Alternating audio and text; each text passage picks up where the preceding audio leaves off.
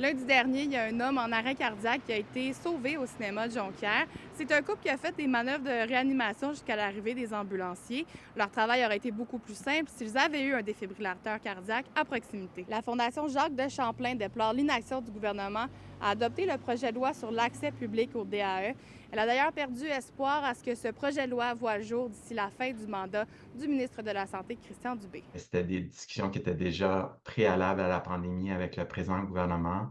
Et donc là, oui, on a de l'impatience, on est un peu exaspéré. C'est important, il y a trop de vies qui pourraient être sauvées au Québec. Là, on estime que c'est environ 200 vies chaque année au Québec là, qu'on laisse un peu en plan par un manque d'accessibilité aux défibrillateurs qui vraiment peuvent changer la donne de la survie de l'arrêt cardiaque au Québec. C'est une situation qui peut arriver à n'importe qui, n'importe quand, à n'importe quel âge.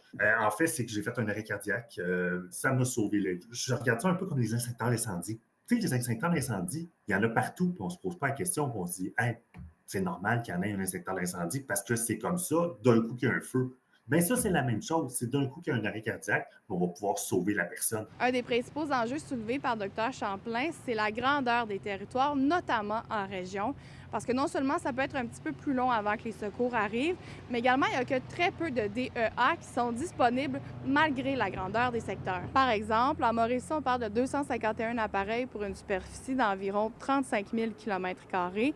En Estrie, 650 pour 12 000 km². Et au Saguenay-Lac-Saint-Jean, il y a 324 DEA pour une superficie de 95 000 km². L'importance d'équiper les régions, les points centraux de défibrillateurs, parce que le temps de réponse des premiers répondants peut être long. Et dans le cas d'un arrêt cardiaque, on perd de 7 à 10 de chances de survie à chaque minute qui passe. Alors, c'est vraiment, si on n'a pas de défibrillateur dans les 10 premières minutes, ben, les chances de ramener la personne qui a eu un arrêt cardiaque sont très minces. Mais c'est une situation qui est vraiment partout. C'est pas seulement au Saguenay, mais dans toutes les régions, malheureusement, il n'y en a pas assez.